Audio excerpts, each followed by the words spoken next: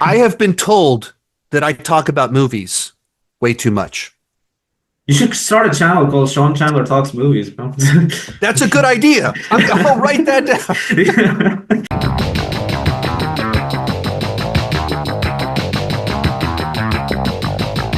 Welcome, everybody, to the 40th anniversary video on the Terminator. This is a movie that doesn't really need an introduction. It's a staple of the sci-fi genre and has inspired so much over the years. And even to this day is regarded as one of the best in the genre. In fact, it's cultivated a franchise of its own with movies and TV shows as well.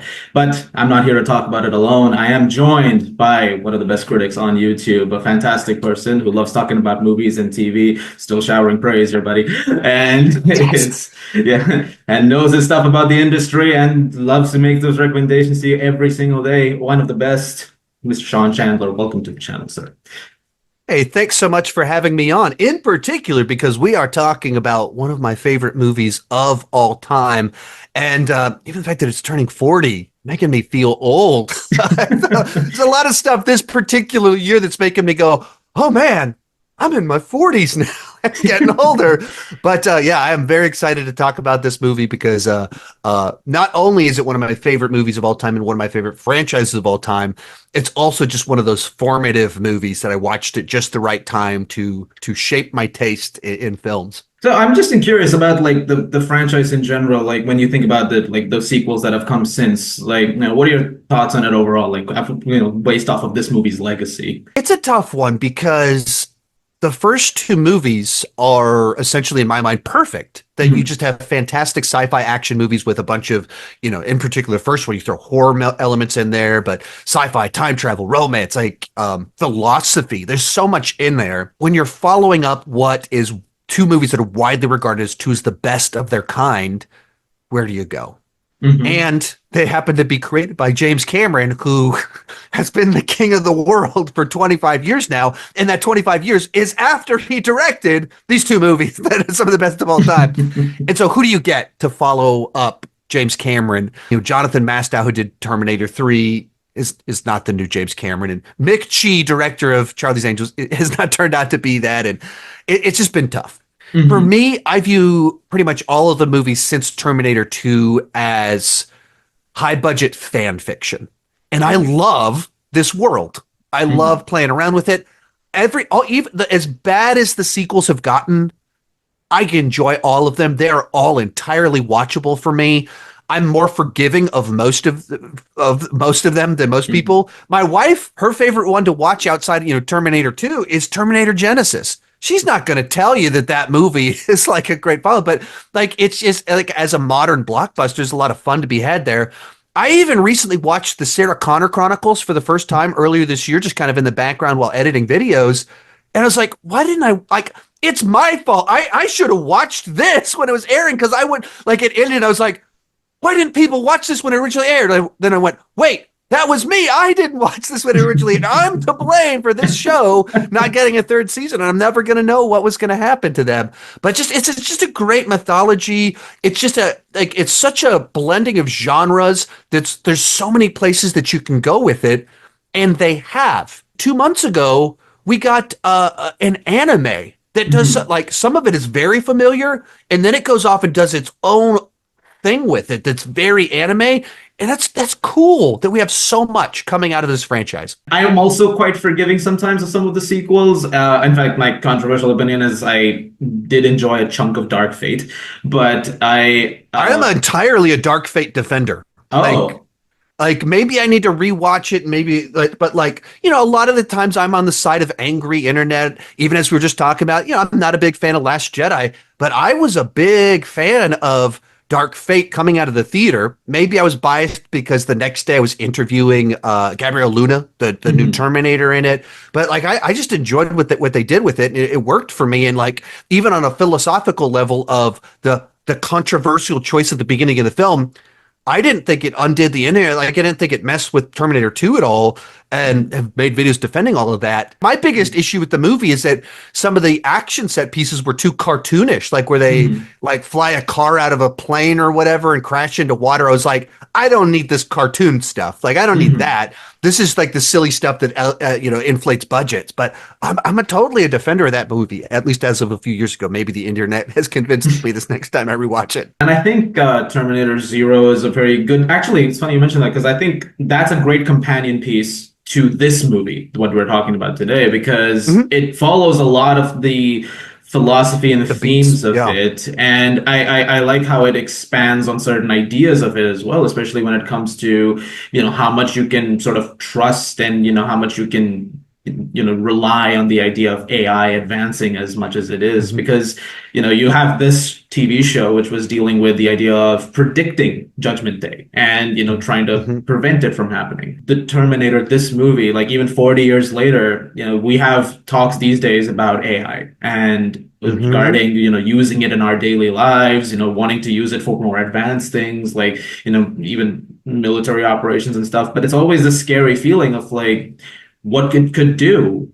And the fact that this movie showed that, it's like a warning shot. It's just so incredibly fascinating. Especially the first half of Terminator Zero is very reminiscent of the first Terminator, time traveling, the Protector. That's classic Terminator stuff. But then it factors in this whole other idea of good AIs, bad AIs, that expands entirely on the concept of good versus if it's not clean cut.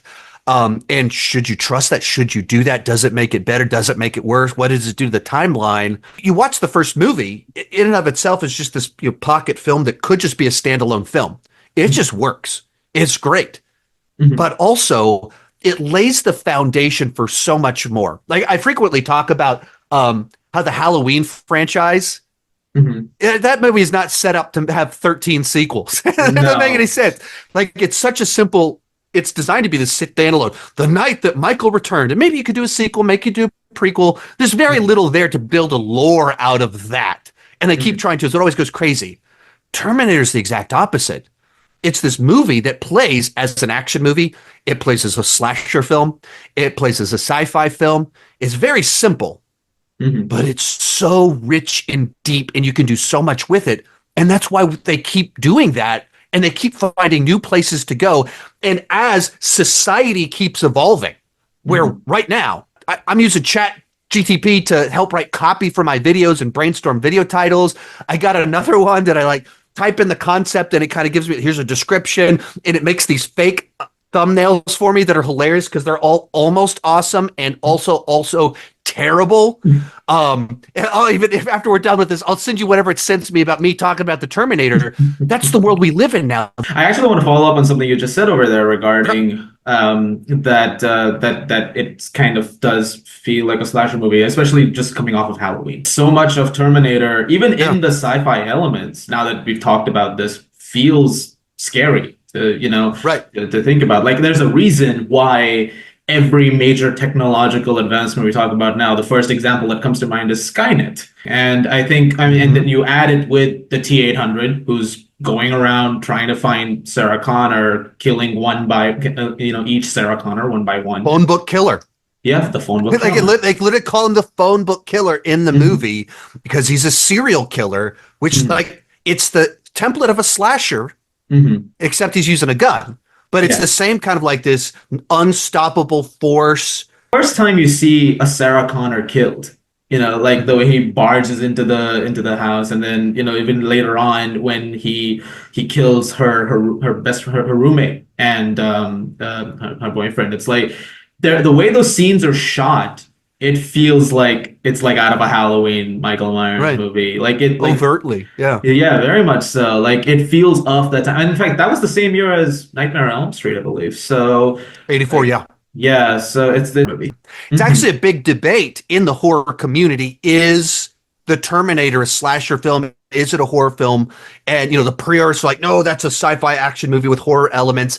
And I tend to be like, let's not gatekeep. Whenever we get our next Terminator movie, whenever that happens, that's what I want them to go back to. So I think what killed the Terminator franchise is Terminator 2. Terminator 2 is my favorite movie of all time. a lot of other people's favorite movie of all time. Like everybody my age is one of their favorite movies for good reason. Mhm. But when you make a movie that is so good at being the blockbuster version, and it was the highest grossing movie that year, the executives, they get brain rot, and Mhm. they forget that there's more that you can do with this than just the blockbuster version. So they keep, even talking about Dark Fate, like, why on earth are we driving cars out of a plane? Because it has to be the $200 million blockbuster version of it. Mhm. Make a Terminator movie for $50 million. Get Mhm. someone like Lee Winnell, who did Upgrade and The Mhm. Invisible Man, and like writes these really smart scripts. And Upgrade is about AI. It is, and let someone like that do a movie that goes back to the original and blended all of these genres.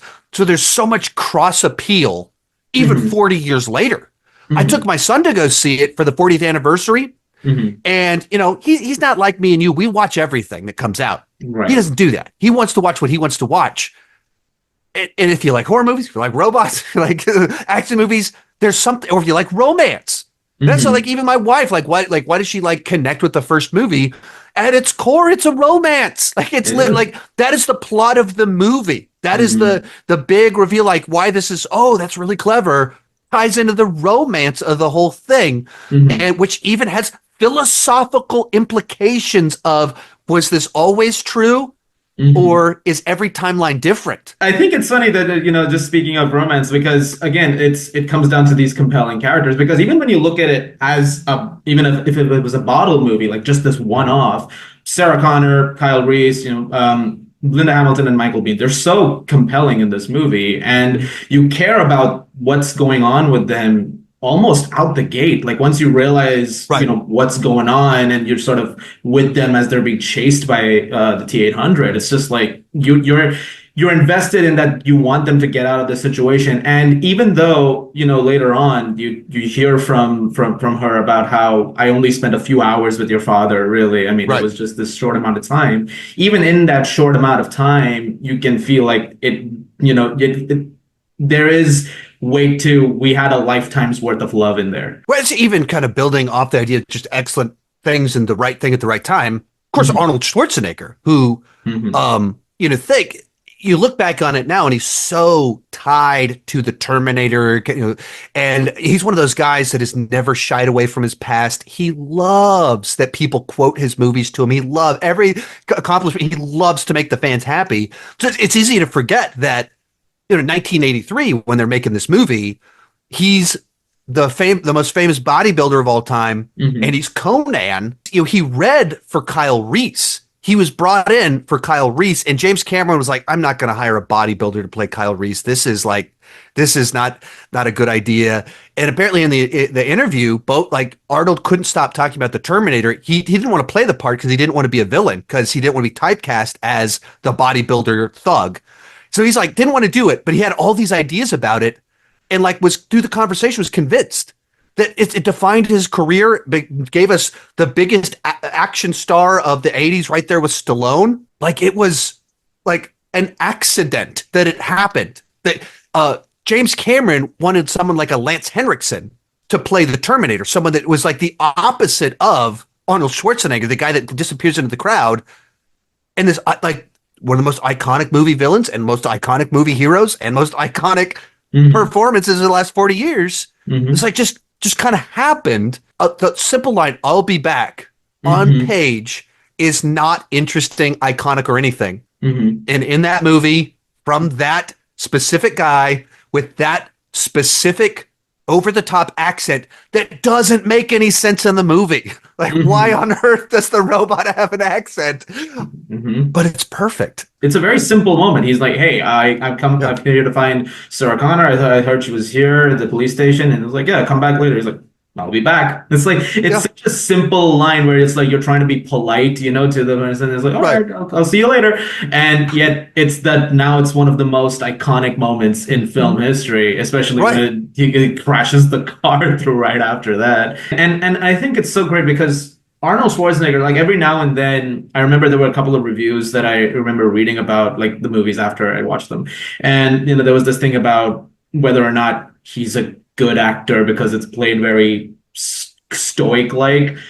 but that's kind of the character, and he plays it so well. Like he's very convincing. Not every great actor is a great actor. Right. Some people are great performers, and sometimes they are the perfect person for roles, or they know how to make the role great for them. See, you can walk through all these 80s Arnold action movies and go, these are incredibly cheesy or whatever, like, or there's all like as a thespian, you can rip apart his performance, but he's so engaging and charismatic and entertaining. He did his job. He did the perfect job for the movie. The thing that kind of came up in those conversations with James Cameron, he was like, well, a robot wouldn't need to look down the way that we would. He wouldn't have all of these kind of inefficient movements that we have. And he thought through, what would a robot do? So he can't do the incredibly nuanced emoting that these Oscar-winning actors can do. But boy, can he play a brutal robot that is very efficient, and like he can do that wonderfully. And even that isn't leaning into his strengths, which he's like a fun, charismatic guy. I want to pivot over real quick to the fact that since it has been 40 years, especially when it comes to James Cameron, we talk about the visual spectacle that he brings to movies. And when it comes to the Terminator, I would say that for the most part, a lot of stuff looks pretty good. Although I do think that there were a couple of points where it aged a little bit with the practical makeup effects and the Arnold head and all that. But it's funny because I was just rewatching it recently, and I don't know, something about it just felt like, this nice little throwback to the idea of, when we were, putting that effort into practical moments like that. You can look at it, and it's not the way we do things now, because especially when you watch a movie like this in 4K, you can see that you're looking at a doll, stop motion. You can see all that stuff. There is a certain charm to it as well. I mean, like I said, I watched it with my son, and he didn't leave them. Sometimes, we watched enough of these, VFX artists react, or these ones kind of roasting bad stuff. So sometimes he makes the jokes, but like there's so many things he could have roasted coming out of Terminator, and that wasn't his takeaway. Like it wasn't a huge budget movie, and it was essentially a first-time director. And they delivered something that worked. It made for a believable reality in the movie that you were watching that was thrilling and exciting. Speaking of the 80s, there's such a marked difference between this movie's score and Terminator 2's score. From Brad Fidel. It's like there's so much of this very synth electronic score to this one. All that stuff. That's my wife's. Every time we watch it, like, what is this? What is this? Yeah, I mean, even though there are still moments in there, like with the theme that eventually became, infamous, right? Dun dun dun dun dun. But it's and even the romantic theme is in there. Like it's like the great things are all in there, but there's also the throwaway 80s action tense stuff. The number of tools that we have as filmmakers, or I said as if I'm a director with James and I filmmakers, but the tools that a director has, the ways that you can elicit feelings of, what you want tension in an action movie, you want tension in a thriller, you want tension in a drama, you want tension in a horror film. And you start to realize the overlap of action movie tension and horror movie tension can be a lot. And also very violent. Like, I mean, the police station shootout, seeing how that entire massacre goes down, how relentless is. I think that's the first scene in the movie where you really see just how relentless he can be, because up until that point, I think you get a few moments, but I think that's the big set piece. Right. Tech noir, there's a pinch of it, but it's not intentional. He's trying to kill this person, and other people get in the way. And then you get to the police station and he's just massacring people. It's uniquely horrifying now because if you go back in time 40 years, the terrifying way that people were being killed was serial killers. And serial killers aren't on the news anymore. They're, true crime podcasts and movies and stuff like that. But that's not what terrifies us. It's mass shooters. People that show up with a dangerous weapon in a way that that's more terrifying now. A guy walks in and just starts mowing people down. That's a reality that is horrifying. See things like that in movies like you did before with that nature, that flavor to it. Like John Wick movies have him killing a bunch of people, but it's not Mhm. A Terminator goes in, kills everyone, and he walks out fine. I think the difference between John Wick and the Terminator is like John Wick, especially when you get to chapter four, a lot of people made comparisons to games like Hotline Miami and stuff, where it just feels like, the way it's framed, those sequences, there is something more fun about the killing in Right. that movie. Like Right. it plays it for entertainment, but Right. you Yeah, know, and you like they're guys you don't care about or they're comedic, like whatever it is, versus played as these are police officers that just don't want to die. yeah, like you don't get much with the chief of police or with Lance Henriksen's character too much. Like you get a few snippets here and there, Yeah, but it's enough to know like these are just regular guys, nine to yeah, five, doing their jobs. They're having their cups of coffee to keep awake during the day, and right. Well, I mean, even kind of to that point and contrasting it with John Wick, uh, Mhm. they're presented as people that exist in our reality. Mhm. They're talking about coffee and how it's bad coffee. They're bad, like no, totally normal. It's not even movie banter. It's real people banter. Mhm. So grounded, and they get so like this Kyle Reese. What is he? This cuckoo. He doesn't. What is he talking about? Because why would you believe this crazy story? Because they're people in our world. It's a deleted scene. It's not in the theatrical cut, but Paul Winfield's character. There's a little moment of dialogue where he says like it's true, it's all true. You have to go save. Like it pauses to have him realize, oh my goodness, like the future's on the line.